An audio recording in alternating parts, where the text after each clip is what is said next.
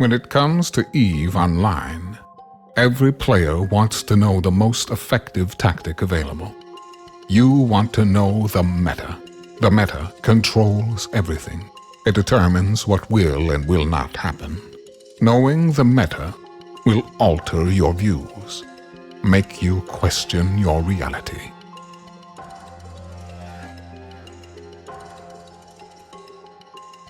It might even make you laugh. And now, you're part of it. You're watching The Meta Show.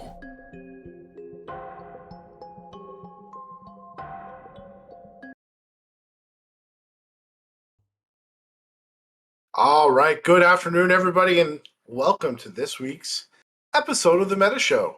We're going to be talking a little bit about some fun stuff that's been going on in Null-sec behind this. I would say a little bit behind the scenes. I think Null-sec, unfortunately, or fortunately, whoever you are, a little bit overshadows what goes on in the Null-sec space. So really want to bring that to front because I think it's some cool stuff, some fun stuff. And with us today, we do have a special guest, Young Puke, the Null-sec DSM, to kind of walk us through what shenanigans have been going on in Null-sec over the last few weeks. There's been a war, I think it's called the waifu war, that was going on, and then the waifus, I feel like have come together. If that's right, Puke, they have come together. But before we get into that, there is something. Last week we had a headliner on the show, and there was some things that headliner said, right, Dave, that kind of raised an eyebrow. One of the things I want to say, the first thing I want to say, that one of the things headliner says in that, and if you listened to headliner last week, he spoke about he doesn't like fighting a defensive war, which is kind of what Panfam is in right now, right? They're in a defensive war. They got their backs against the wall, that kind of thing. And then he said, Dave, I don't really pay attention to what the Imperium was doing, which what he said that I let him get away with it last week. Yeah, he was our guest. He's not here now, though. Yeah, he's our guest. He was our guest last week, but let's be honest, we know that PL is paying attention to what the Imperium was doing, to what Goons was doing with moving, and they were pushing Panfam into a defensive war. And by his own testament, Dave, right, he said, I don't want to fight a defensive war. So I think we can all surmise PL leaving Horde Panfam was probably driven by the state of where Panfam is right now. And I think we were chatting about it in chat while we were at about some groups moving around. We had another group on Corp leave, Horde, Dave, I believe, and go into Init and play that kind of thing. So it seems like, Dave, and I'd like to hear your thoughts. It seems like no one in Panfam wants to fight a defensive war right now. Yeah, there definitely seems a lot of people jumping that ship, and a lot more than when Goons had to fight the last defensive war. People seem to be, I don't want to use the word flocking, but flocking away. They've lost several corps in the last 30 days alone, two of which two in it, that are over 100 members. Yes, the bulk of Horde's membership is in their main corp, but that's basically just everyone else's ults, trying to find out what Horde are doing. Let's be honest. The bulk of their actual talented members are in these member corps that are leaving either because they don't trust their leadership, which I have personally heard a tidbit of Muskie on a fleet where he didn't win, complaining that the entirety of Eve is ganging up on them, or basically anyone that they've ever wronged. Which is ironic coming from the biggest alliance in Pappy when they attacked us. Somebody's really history is not that great, even though he was there. So, yeah, they're not really inspiring loyalty. And a little message to Horde. The way you win a defensive war is you inspire loyalty in your members. At the moment, there is none of that. People are leaving you. Fix it, or you're gonna end up in Null-sec, and then Puke's just gonna probably kill you. Puke, which you mentioned, Puke. I'm glad. Thank you for taking time and joining us today. And I want to hear your thoughts a little bit on this. As a third party sitting in Null-sec, like, what do you hear? I know you may have watched the show a little bit last week. I want to just hear your thoughts on all this. Yeah, thanks for having me. Do you hear me? Hello? Yeah, Yeah, okay. yeah. Cool. So I think it do I feel bad for a headliner? I really do. Because I think it really shows what headliner's choice he had to make was a very, very tough one. One, it's like where to go, what to do, how do you carry on the mantle of a historic and tenured alliance like Pandemic Legion. Um, but I think the problem is his choice of going to Winterco highlights a bigger issue, and is that PL cannot exist without being in a coalition. PL cannot exist being independent.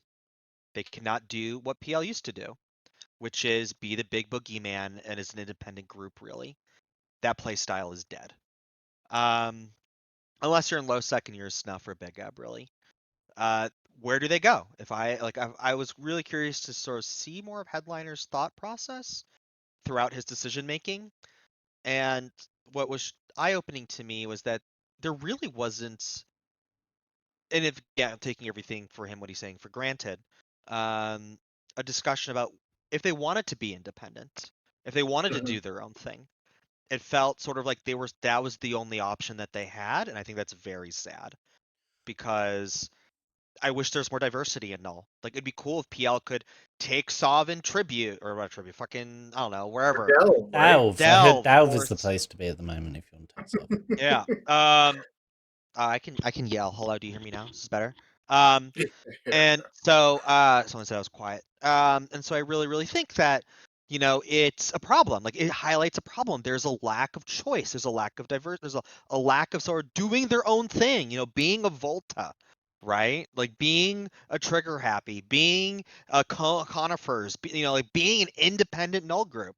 Where they can't do it, so they had to join a coalition, which sure, if you want to be on the offensive, it's great. You have 1,100 timers. You don't have to worry about anything because nobody else can siege your space. You can sort of do whatever the fuck you want, which is great. But I think as a storied alliance as Pandemic Legion, I think they could do something better, something greater. I think they like it would have been cool if they went to Alamake and really go back to the old days.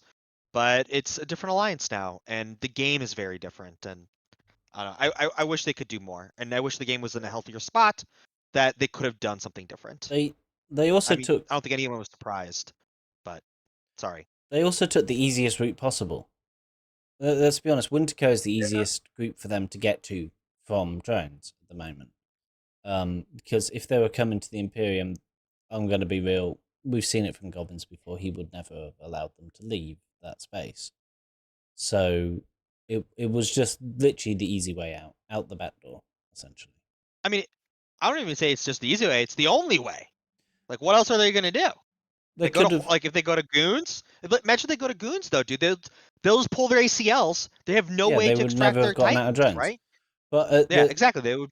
Yeah. At the same time, they could have, as stated, gone a bit independent for a bit and then decided, rather than headliners on a show going, "Oh, I don't know what we're doing," and then less than 12 hours later, it's like, "And we're now in Winterco." After he openly said, "I don't really like blocks." I mean, I don't blame him though. Like, what else is he gonna do? Where else do you go? Like the game is, like what do you do? Like it sucks. Like that's the problem. There is no other choice. You got and I mean, Frat. I mean, it doesn't want to be a coalition or a block, right? So like they're not gonna blue them.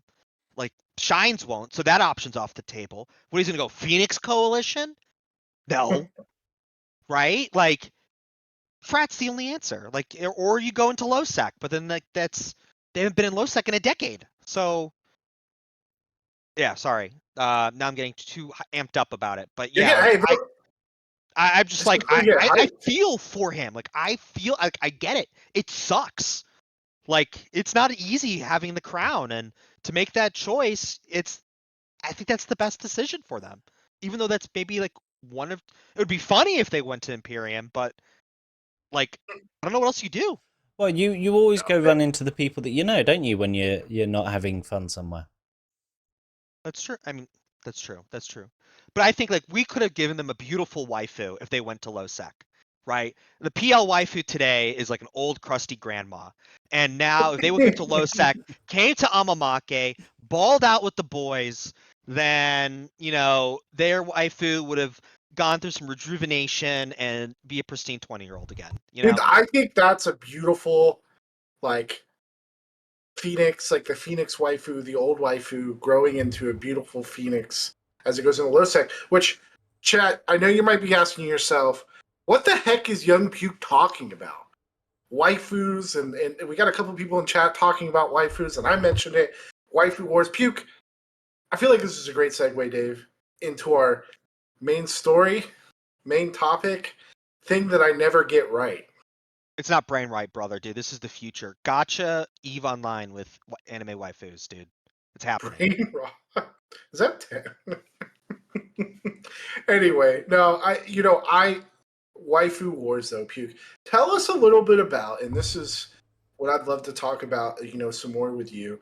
There's been going on while the whole Null-sec, like the Imperium goons has beat up on Horde and Horde's hemorrhaging members and maybe fail cascading. I don't know. That's probably too dramatic. I But don't know. there's been a war of waifus going on in Low-sec. Tell us what that's about. I don't even remember how it started. I think literally somebody posted a picture of an animated version of our Alliance logo as like a 30-year-old mom. And then Fleet made one, then Dirt and Glitter made one, then which is an Amar Low-sec group, Fleet's a Mimitar Low-sec group. Then Big AB made one. I don't think Big AB made their own. I think we made one for them. And then Init made one. We made it for Init because they wanted one. And then what happened was everyone started saying, I have the best waifu. And then all of a sudden it turned into this massive war. That everybody starts shooting each other over their waifus. Because it's summer, it's slow. So like we needed a bone. And the bone was a bunch of horny 30-year-old dudes fighting over some 2D anime women. And it was great. It was fantastic. And we got trillionist dread brawls almost weekly. We had tons of fighting, tons of structures died. Everybody bled a little bit. Init Sig to then deploy to Low-sec. Then we have Frat pushing everyone, and then sides kept changing, and everybody bled, and it was fun, and it was a good like 3 months of summer of awesomeness, in which it really peaked in like June, early July, where in Low-sec, like 70% of all dreadnoughts that died in those 2 months were in Low-sec. Like, Yeah. that's insane. And it's like 7% of the population is causing 70% of all the capital deaths in the game. And that's how crazy it was. And then CCP got involved. CCP Swift called Low-sec people unhinged. And then people were like, yeah, we're fucking unhinged.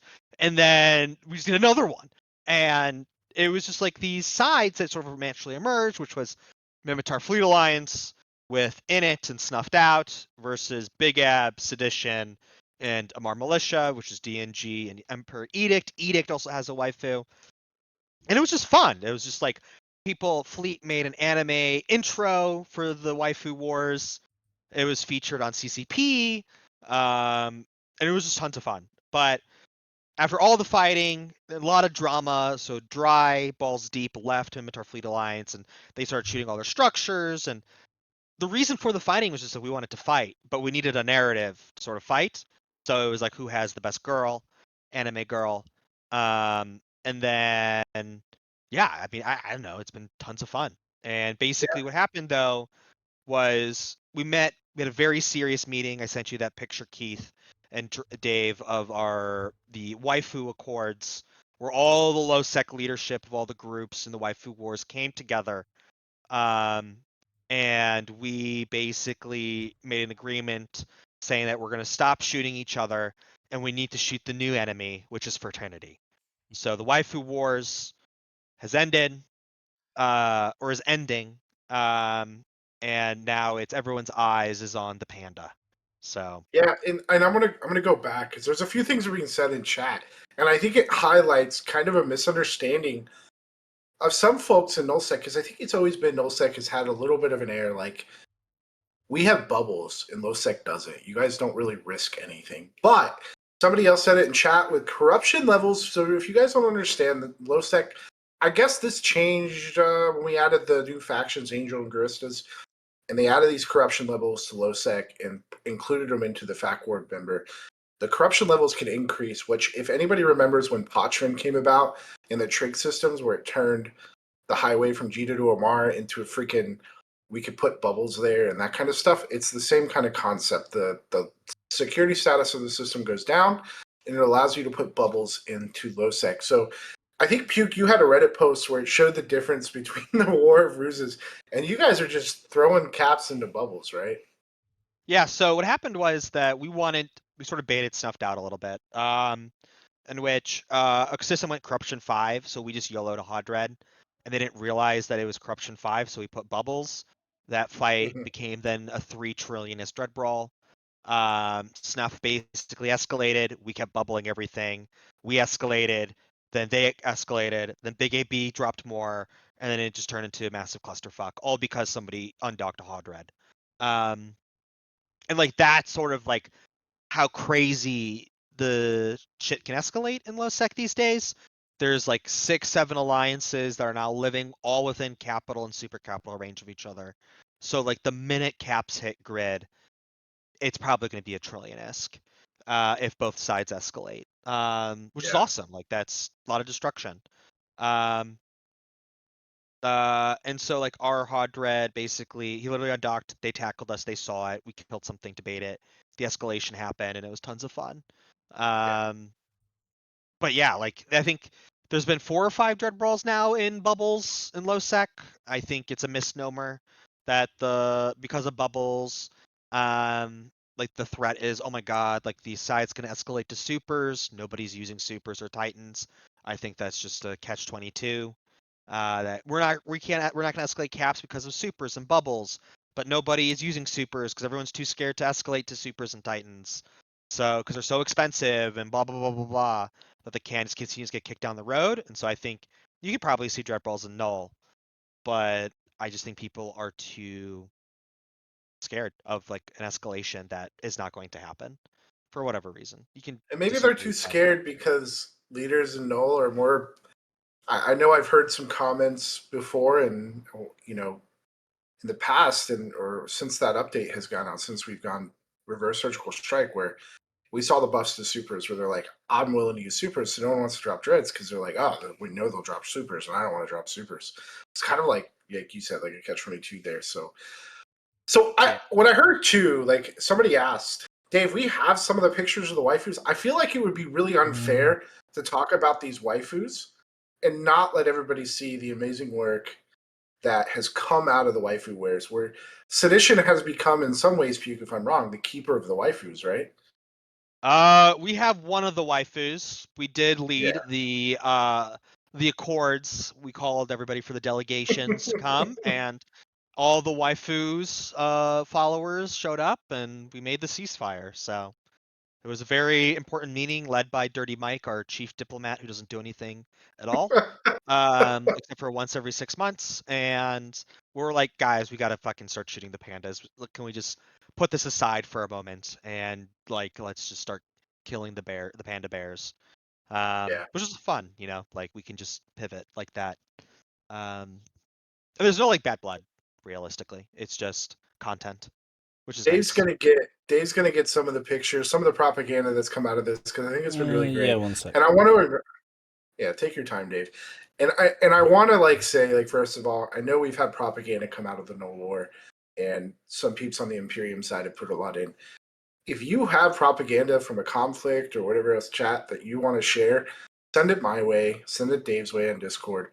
We'll gladly post it up on our next show and spend some time talking about it, because I love the effort. I think propaganda goes under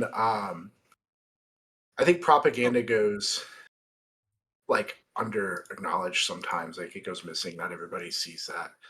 So yeah, so the first picture I got absolutely muted. I think the first waifu war meme was made by Switch 4. I just posted it, and it was like select your waifu.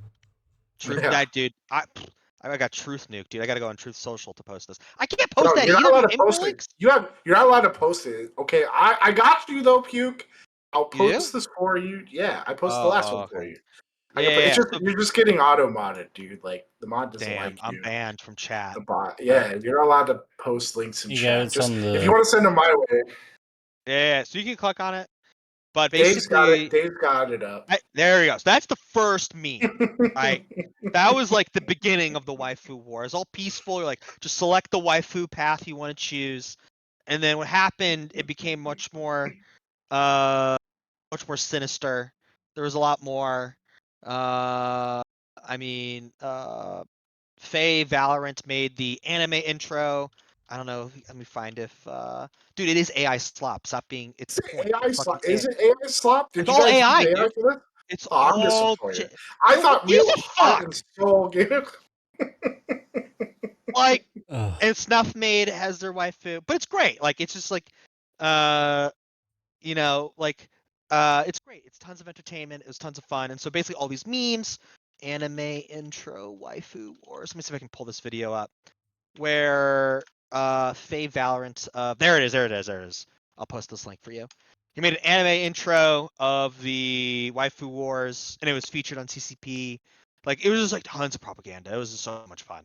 And it was like people recruited, and like the way I think was really, really cool about Low-sec is that we used it as a big recruitment push, right? Like all the groups were recruiting from it. Everybody was making memes about it. Everybody was having fun about it. Oh, never mind. It wasn't Faye. It was Anemone221. Sorry. And that's like the beauty of it. Like, yeah, in the moment your structures are getting shot, and it's pretty shitty. But on the grander scheme of things, like this is peak Low-sec. Like this is like people are fighting. We're fighting over structures. We're having a good time. It's very minimal tie-dye. And it's over shit that we care about, whether it's our industry hubs, whether it's our staging structures, whether it's various other things that really, really make the ecosystem great, and everybody grew because of it. It just really much what changed was that, and this is like going more to CSM stuff, is that with increased projection of blocks into Low-sec, it really harms the ecosystem because you have all these smaller groups that are willing to duke it out. But if I can just bring 400 people and bring another, and I start losing, and I can bring another fleet of another 200 people in less than 5 minutes, multiple regions away, no one in Low-sec can contest. And that's sort of that transition of the ceasefire to the importance of fighting Fraternity. Because with the AWOXing that many people have been experiencing in the war zone from Fraternity, which, I don't know, like, I found it to be very ironic. Like, they are the ones that are pushing all this AO propaganda, anti-AO propaganda, but these are the folks that have blood on their hands too. Whether the Rely members are AWOXing, whether it's the same shit that AO says comes out of the same members that they have in local, and there's like tons of logs that have been posted. And whether it's Norris getting unbanned, even though he basically effectively built his alliance off of real money trading.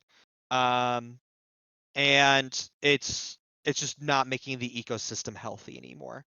And the question becomes is like, when does CCP need to step in? Because we've seen what happens with unrelentless projection. During these fights that we've been having now, we would win grid. We'd win grids for the first one or two fights, but they just ping for more from 4H. They take an ANSI, and then they're here. And then it just, while we have to take either conduit carriers or Titans in order to bring our reinforcements in, which is just sort of crazy to me. But Which the fights have been great. It's been fun, but like basically Fraternity's purpose now is a mass subjugation of Low-sec. They want to control the entire Amar Mimitar war zone. They've put up keep stars. They want to basically making it a farming zone for them.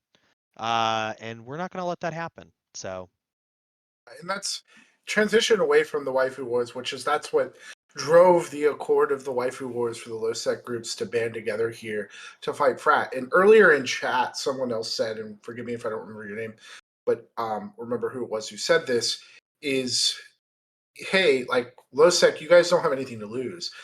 And I think that's a misnomer because frat wouldn't be trying to glass low-sec right now if there wasn't value to it. So that's whether it's the moons, like you said, your industrial hubs, so your sodios, whatever it may be, like those things, there is infrastructure there to lose, and there is value in low-sec. And Kane, you can't lose an NPC station. You're absolutely right, but NPC stations aren't what make low-sec valuable. There's a lot of other stuff in Puke. I'd love for you to like elaborate a little bit more better than I Yeah. probably can. Like, If it what is all there? What do you guys have out there? if all of it took for low-sec to flourish is just to have a bunch of NPC stations, then why is Black Rise a dead zone? Mhm. Like, why is Black Rise dead? Why is Placid dead? Like, just because you have NPC stations doesn't make it healthy. It is the ecosystem of how it functions that makes it healthy. So having people and actors in war zones and areas that don't subjugate the populace to basically till the point that they quit makes that these ecosystems healthy for content to flourish. I mean, if you roam around in Metropolis on a Friday night and you roam around Villarear on a Friday night, they're two very different places. And things like the Amamake Keepstar, things like the Satios, the Huola structures, all these other structures, free-ported structures that people can use, makes this ecosystem healthy because high-sec people go into low-sec then, and they use the structures there. People grow their alliances there. People pick the moons there. It isn't stagnating like how it is up in the north. And that's under threat with Fraternity continuing to push because they won't stop at the moons, right? They won't stop at the moons or the structures. They're killing people's not important Astra houses basically as well. They'll kill even the free ported structures in low sec as well because the goal is not to thrive in this ecosystem, is to use it as a farming zone. That's why they AWACS. That's why they bring 100 Feroxes into an ice heist site, which only pays a reward of 30 people. It is not about the rewards. It's about killing the opposition. And that's what hurts small groups. That hurts groups that don't um, uh, like that have 200 characters in. That's what happened, and that's the problem. It's all about money. And whether people argue about direct enlistment or not, it doesn't matter because they can just make an farming alt alliance, blue that to Fraternity. They get to use all the assets that Fret has, including their ANSIs. And so it's like, what difference does it make? So then it really becomes a CCP problem. How do you manage this ecosystem? Yeah, 100%. And Kane, I know you said you live in high sec, and it. I know where that comment's coming from. Like, if you can't fight for your space, but here's I think the bigger problem. What I see is you allow one group like Frat, to just steamroll a region and continue to steamroll a region and continue to grow. Life as you know it as the Imperium, it doesn't. You're gonna fight what? You guys against the rest of the game. Like, you have like the fact that PH had its floodplains. We all have our floodplains in a sense, and it's all the other groups in the game.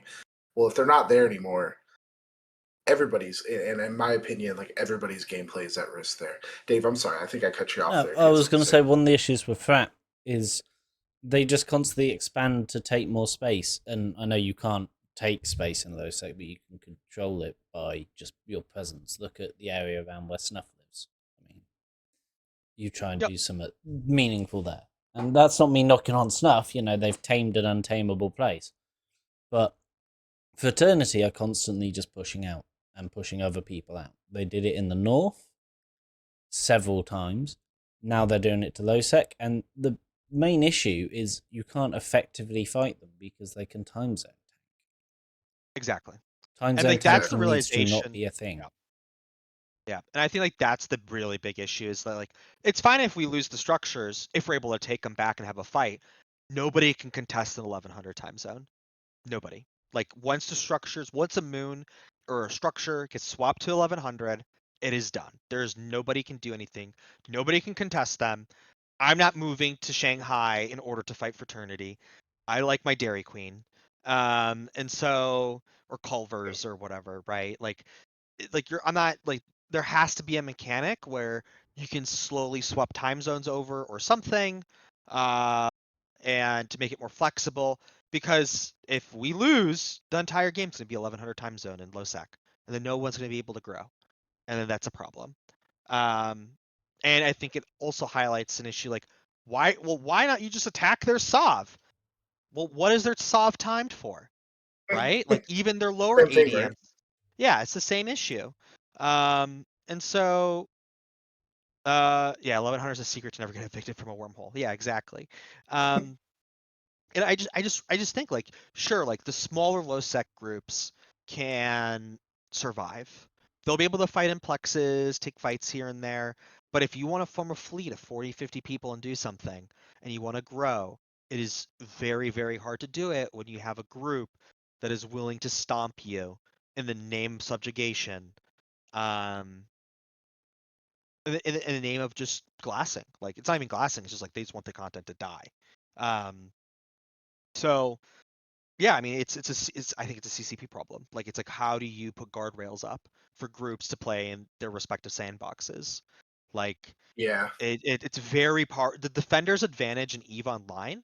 And I think we all can agree. Hopefully, the audience can agree as well. The defender's advantage in EVE Online is absolutely insane. Like, it's for me to even think about taking space and the amount of work and time and ISK for me to really do that at this point, it's a massive risk. And if we want groups that have 200 to 400 characters to really take SOV, maybe they can drop 10, 15 dreads. You know, where do they go? Where do they grow? And you're seeing it, and that's why low sec groups right now are metastasizing. Their low sec groups have never been this big. You have the big six. You have Big Gab, Snuffed Out, Shadow Cartel, if you call them a group. And you have Sedition, you have Fleet, oh my god, who's the other like super big one? RC, their entire coalition. And like that's it. And but nobody wants to join the smaller groups like Dirt and Glitter or Plow or maybe TD Sin or all these other smaller low sec groups, because why would I want to join a small group that can't hold anything and versus joining the big group? And so you have blockification of low sec. And so it's an issue. And these groups that naturally would grow out of low sec would maybe want to try null sec, whether it's min mill or set it, similar to fed up Federation Uprising that eventually joined Legacy, and we can talk about that later. But like, there's not this progression of maybe it's time to try something new. Wormholes maybe, but that's also a little bit stagnant, or it is stagnant. But it's like, where do you go? And there's no question, there's no way for people to grow further and to move on, and so they just stay in low sec and stagnation happens. Sorry, I just rambled for like 4 minutes, but it's a big, Oh, you're good, it's a dude. big issue. Like I think though, like we talk about the defender advantage, and I don't disagree with you, but I will say there is a stark, like there's a small time frame where that defender advantage matters.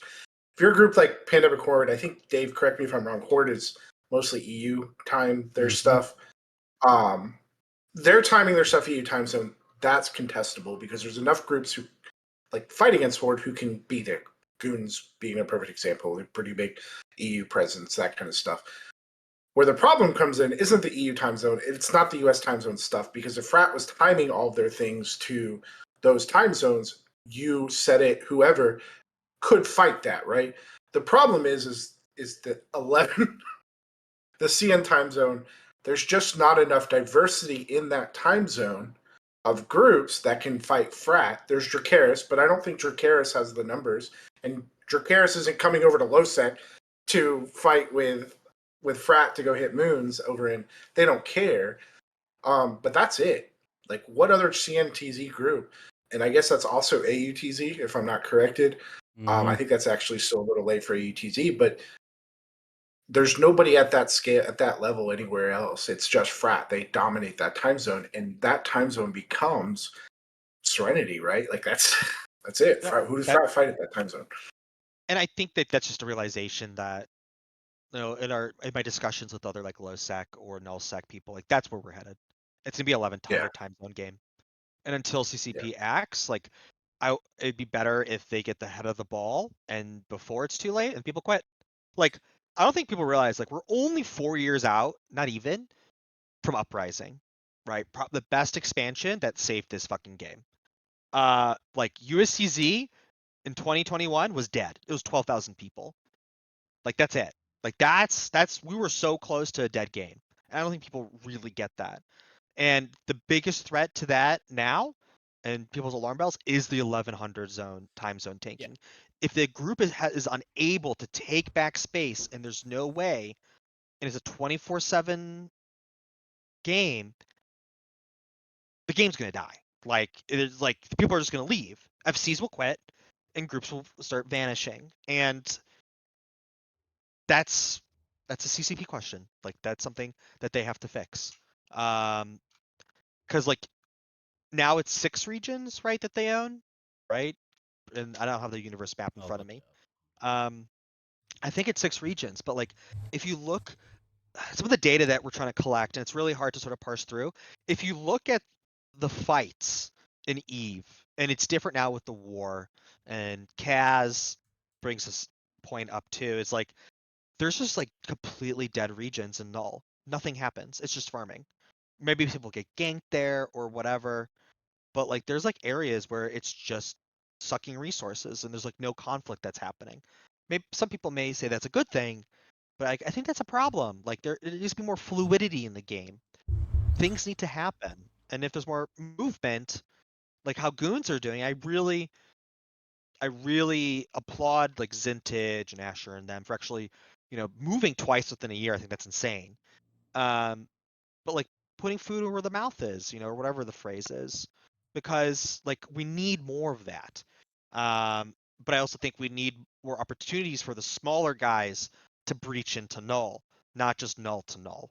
And that is like where a big weakness is. So Yeah, and I think the issue too is that we look at it, Eve was always set up as a sandbox, as the core of what it was. There hasn't been a lot of guardrails on how this stuff is. Like they add mechanics as far as solve mechanics are concerned. Like, yeah, you can time zone, you have some control because if there were no timers on anything, well, you would get attacked anytime. And I don't know if that necessarily solves the problem. It just makes it exceptionally more difficult for the other groups like the Hordes and the Imperium out there and stuff like that. It makes it miserable for everybody. That's not an answer. So is it like, do you put region time zones? I don't know, but I agree with you, Puke. It's wholeheartedly, it's an issue with the core like makeup of what is EVE Online, because this is a sandbox. Like we want to balance things so small groups can come up, but the way small groups kind of have always come up is they have to be, some of it's a little bit of luck where they go. Like we look at the cones of the world, there was good timing when GOTG fell apart and they thrived off of that and grew, and at one point were the largest soft holding alliance in the game. They had the most soft, they didn't have the most people, they just had the most soft. Let me make that clarity. But at the same time, though, like there's diplomatic things. That's how it came up. But it seems like it's harder and harder to do that because where do you carve out your little sandbox now? I think With the way. Go ahead, Dave. I think the only way to solve the well, let's be honest, I'm just going to name it, the issue of Frat being able to make it so they're pretty much unattackable. Because somebody said in chat that there are other CNTZ corps and alliances, but they can't recruit more people because if you join this game, who are you going to join? The people that are small and you may struggle to like make ISK in that time zone, or are you going to join the guys where you sit and get fat? You know? Ironica Goon saying that. But the only way to solve it, I would say, is take the time that the structure comes out of the hands of the player. And make it so it's somewhat off the top of my head would be after 48 hours, it will come out anytime in the 24 hours after. Something like that.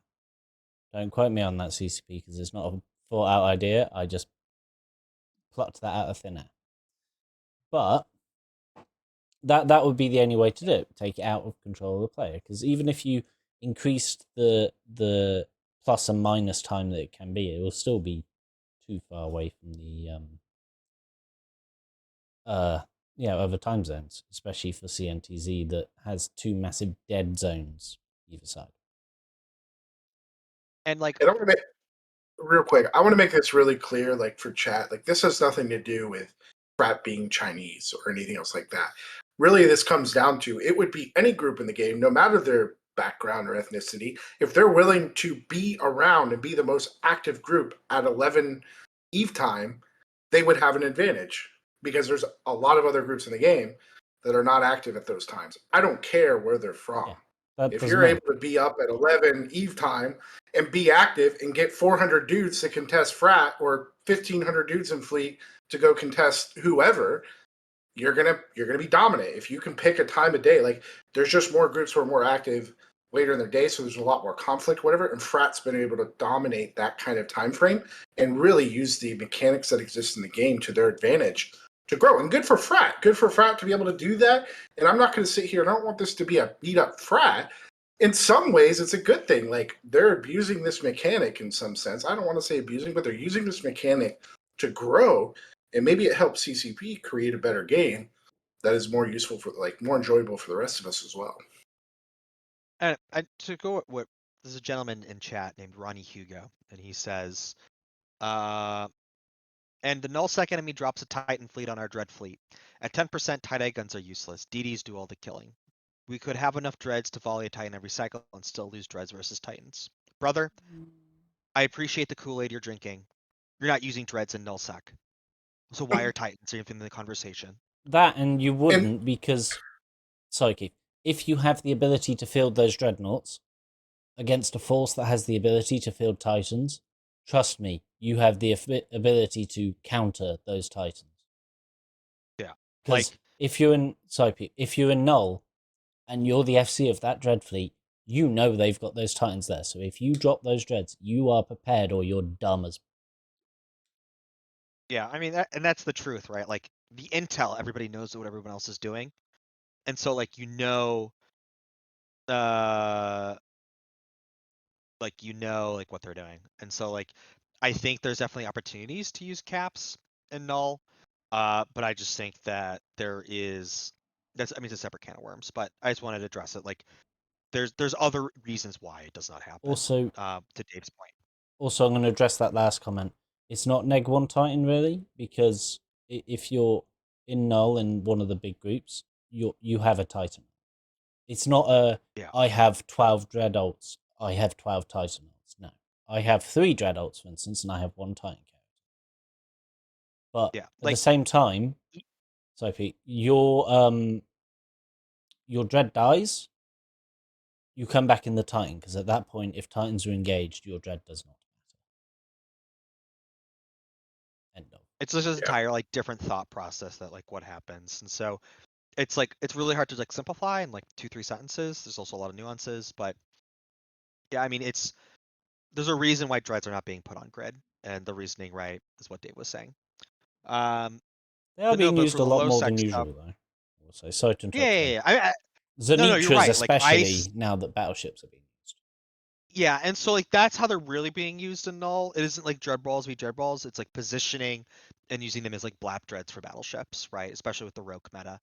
You're able to track them so well and other battleships as well, and it's just different. And I think that's what's a key difference between low and null is that like what Dave was saying, like if you have 3 Dreadalts, you're just focusing on your 3 Dreadalts. Is that when your Dreadalt dies, you're gonna know you're escalating to a Titan. That really doesn't happen in low sec. It's just you have a Dread Brawl, maybe a super escalation will happen once a year. There's only really 2 groups that are really using supers or have the not using them, but have the potential to use them in low sec. And so it's very much a hit or miss, and so we'll see what happens. Like if supers get cheaper, that changes the equation at all, or like whatever. But realistically, like that's not the main problem. The main problem is just like this game is 20 plus years old. How do we spice it up? How do we make it more fun? How do we remove barriers for content? How do we get it so people can undock their hot dreads? Like 7 months ago when I first came on, like we wanted to make caps cheaper. Caps are cheap now relatively. They're down. I have my little funny propaganda photo I can send you guys, but The dreads are a 1.2 bill. Navy dreads are 1.2 bill cheaper to build now. Like, that is fantastic. I'll send it to you in our group chat. 1 second. Dreads are a bill cheaper from a year ago, and faxes are 1.2 bill cheaper from a year ago. If you don't know where that picture is from, we posted, Dave. That's from like bread, the inflation pictures that they post on newspapers. Like, bread is up 40%, eggs is up 20% with the arrows. But instead, I did the opposite. But the SP doesn't matter, dude. ISK not an issue anymore these days. Like, there's just so much ISK around. But at least in low-sec, right? Like, you see the cheaper capitals, you see the cheaper battleships, and if we want to go on the data side that I sent you guys, this year to last year, this is like the first time in a very long time that there is a year-over-year increase in battleship deaths and capital deaths, in both in low-sec and null-sec. That's good news. It doesn't matter what side of the coin you're on. That is fucking progress. And that should be commended by CCP. They are creating ecosystems that are healthier, that encourage more fighting. And that's awesome. That means there's more fights. There's more stories to be created. People are risking more ships across all areas of space. And more content is being generated. And that is good news. Like, that needs to be plastered everywhere and saying the game is not dying. Right? We have our issues, but more fun is happening, right? And it's part of it's also the choices. It's been almost a year now, I think, since all the null groups basically deblued. We've had metanoxes now for a good amount of time. That's allowed low-sec groups to get more income and start fighting each other more. There's all these more avenues of content generation, and it's been very, very good. And we're seeing dividends. Like, it is year over year, 10 to 15% increases, even in summer. It's happening. Like, that is fantastic, and that's something you should tell your friends. You should tell your former corpies that maybe have quit the game, because get them back in. The water's warm. It's fun, even though we have these issues. There's definitely a lot more going on now, and I'm just gonna counter one last thing from Ronnie there. That there isn't really ever a thought in most people's minds of, if I drop this dread, I can't drop my Titan. Because I'm gonna be real. Titans won't get used on things you're gonna drop a dread bomb on.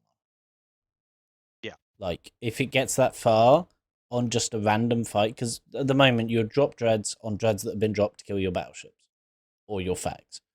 If it gets to the point where you're dropping Titans on that fight, somebody really needs to assess, is this worth it?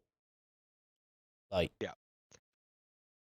There's very few occasions where dropping dreads escalates to Titans. It's normally the other route of you drop your carriers, your supers, and then your Titans.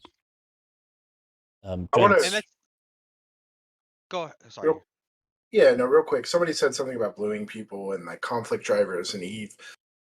Fraternity's strength isn't necessarily around bluing people. I wholeheartedly don't think there's anything Fraternity does where they are leagues above everybody else and they're just outplaying everybody. That's where they're at. It's not. I believe a lot of Fraternity's strength comes from its ability that it knows it can project to wherever it wants, and its home is generally unassailable because of time zone tanking, right? Fraternity's good at the game. They're not bad, but I don't think they're any better than Init or Goons or anybody else. Like, I've never seen them do anything that is like, oh man, that is wild. They are just so coordinated. They are coordinated. They're good at the game, and I think they're just as good at the other blocks out there. The thing that they have in their back pocket that nobody else can say is, I can go wherever the heck I want in the game, and my home really can't be attacked. That's it. Yeah. They essentially live in drones without living in drones. Yeah, exactly. So, I mean, that's what drives that. I know groups blew each other, and I've seen it from being, in my time when in the Imperium and that kind of thing. You have to have a little bit of balance. Like, as a low-sec guy in my past, my roots, that kind of thing, a lot of low-sec guys who've been around the game a while have some ISK, right? And Puke, I don't know, Sedition, they've got some ISK there. Like, they just make it happen. But when you're in a big block and that kind of thing, there has to be some downtime to allow your player base to recoup funds from a conflict and that kind of thing. So, like, that's why you see Goons has gone out, things have slowed down a little bit. They've got to recoup that ISK, and you'll see maybe another major offensive coming up. And it's summertime, and people have gone back to school, so a little bit of downtime right now. Yeah, and just to even go further than that, right? Like you're 100% right. Is like this is like the slowest time of Eve, right? Like these next past 2 weeks, people just relax a little, hang out. Kids are going back to college. Maybe you're going to college, depending on how old you are, of an Eve gamer you are, or kids are going back to school. But what's interesting though is that even if we have all this sort of like downtime, the game has not been hotter. There's so much going on. There's the war in Pravi, which we are not really talking about. There's the low-sec wars. There's a conflict between Horde and Goons. You have people are deploying. There's movements that are happening, and I think it's very interesting because there's so much of it CCP has control over, but there's also so much we have control over. We create the stories, we create the narratives, we create the adventures, and I want to make that easier for people as a CSM. Um, uh, I want to make it easier for people to basically create their own stories, like as my job in CSM, whether it's changing standings, whether it's creating easier ways for smaller groups to have ISK, make quieter low-sec areas be able to have more money generators right now, because like nobody really lives there. But if you're a small group and you want to grow, that should be an option for you. But right now it's really hard. And so I think there's so many ways we can grow the game, both in null and low sec. And people always say it's us versus them. It's one big fucking ecosystem, guys. Like it's one big pond. And it's easy to point fingers, but we grow together. And I think if you could pull up some of the data slides that I sent you guys, I mean, I think if you look at this one. Real quick, while you pull that up, somebody asked, do we think Null-sec is losing the relevancy war to low-sec? Null-sec's relevant. What I think Null-sec, if it's losing anything, it's losing like from a content standpoint. You have to have all the different ecosystems of the game from an economic and an industry standpoint kind of blend together. You have to have different pieces of high sec, you have to have wormholes, you have to have null-sec ores, whatever it may be, it all blends together.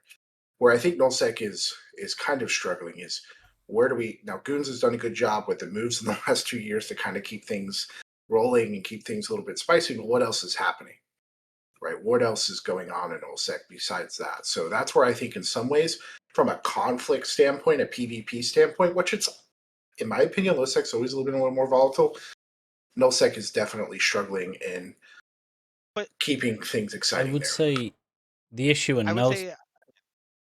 Go ahead. The issue in null-sec from the eastern side of the universe, I'd say, because in it do their thing, they go out and kick ass. And I haven't really paid much attention to that side since we moved out of Delve. But from the eastern side, one of the big issues is could we start a big war? We could.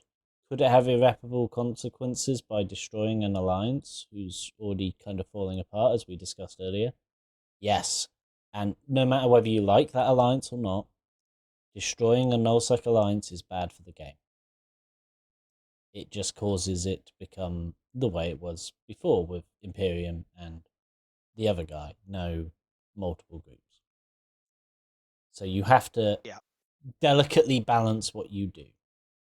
Because at the moment, we'll be struggling. Yeah, and that's the thing. Like, we don't want groups to go away. Like, I know that show is can be philosophically opposed to goblins, but like the guy puts in tons of effort for cares about the game, cares about his alliance, right? And that takes a lot of time and effort. And heavy lies the crown. I think people who haven't ran alliances before, I do not envy that man with 58,000 people he has to basically micromanage and basically create content with. But it is very, very difficult. And who wants to do that now? Like, who wants to be the next Gobbins? A lot of people say they want to, but can you really walk the walk? I don't. I'm just opposed to gobloons, puke. What? I'm just opposed to gobloons. Oh, gobloons, yeah. Like their SRP currency or whatever that is we talked about. We've actually overrun. I've just seen the time. But it's a good discussion. Yeah, I mean, I think compared to 7 months ago, guys, I think the game is better. Mhm. Like, we have issues, but I think more is happening. There's more stuff that's going on since we last chatted. Overall, it's really, really good. I think this summer has been probably the most active summers in a very long time. We have 3 conflicts that are going: Waifu Wars, Pravi War, Goons War, and then we have Delve. Like, people can be doomers, but there's some issues, but we've been doing it. The game is gaming. Like, it's fun. It's a good time. I mean, there's been good. I don't want to use the term good fights. There's been fun fights all over the place, I'd say, and there's a lot more skirmishing on borders nowadays than there has been in the past couple of years. One thing I do want to answer is somebody talking to me that the issue with destroying a large alliance is not that alliance is not there. It's that the larger alliances rely more on community than on what they're doing in game. So if you destroy it, you could cause a couple of thousand people to just win Eve. Because they're like, all my stuff's gone. What's the point? So you just have to be rather careful with that. A good example is Yeah. Test. Yeah, we had Sapporo a couple weeks. They're coming back. They kind of disappeared for a little bit. They're coming back. They don't die. But no, I don't agree. I agree. Like, I don't think any alliance disappearing is a good thing for the game as far as the big core groups. There's so many memories and so much history there with some of these groups. And then the names will Having them bring around, I people think, in. enriches the game. Exactly. So, But I think, unless anyone's got anything else, we have reached the end. Puke? Yeah, I didn't post my PowerPoint slide or PDF. If you guys want to upload it to chat, at least they can download it. Yeah. The you PDF got at that, Dave? least. Don't leave before you guys. It's a lot of data that we compiled based on .land and Zkill, and you'll literally see a 10% increase year over year in battleships and capital kills that are getting destroyed. Tell you what we'll The do, game is guys, fun. is because I can't do that to chat without showing my Google Drive that has my full name, we will put it, I will upload it to the Metashow channel on INN's Discord. Also, Dave, so one thing I'd like to do here as we head out, and again, thank you, Puke, for coming on and talking. Always love having you on and having the insight that you bring about the game and low-sec and everything else, and as it relates to the CSM. So love hearing from you. But one of the things we want to do with the Meta Show, I'd love to talk with our viewers more. We have the Meta Show Discord. We also today made the Meta Show in-game channel. So just feel free to search in-game channels, the Meta Show. It is open to everybody. If you start saying silly things that you probably shouldn't say, our moderators or myself or whoever might kick you out of it. But feel free to jump in there, pile in there. You can talk with me or Dave. Say, hey, you know what? You guys suck. We want to hear something else out of this show. Feel free to let us know. If you've got any ideas for the show, maybe as Dave always says, and I always say, if you've got an alliance leader you want us to highlight or talk about, feel free to come in and chat with us. As Kane said, the Meta Show, as it's spelled out in chat there, in game chat, feel free to stop by and chat with us as we're on playing the game. I'm also going to, hopefully here in the near future, you might see me take out some fun NPSI fleets after the show. We'll call it After the Meta Show Roams. Making sure those of you who are involved here, you get to listen to my voice some more.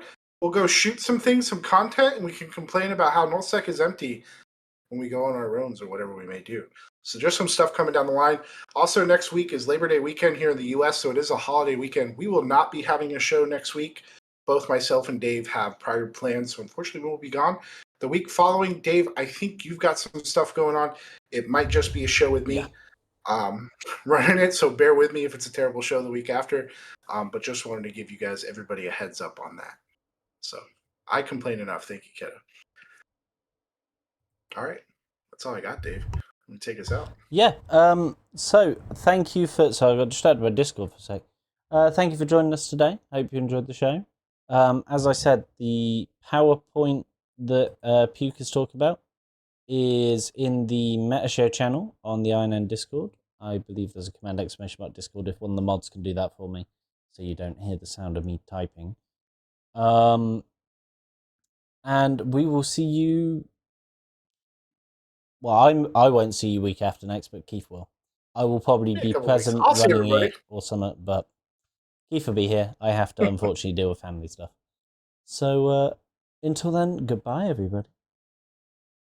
Thank you. Thank you. Bye.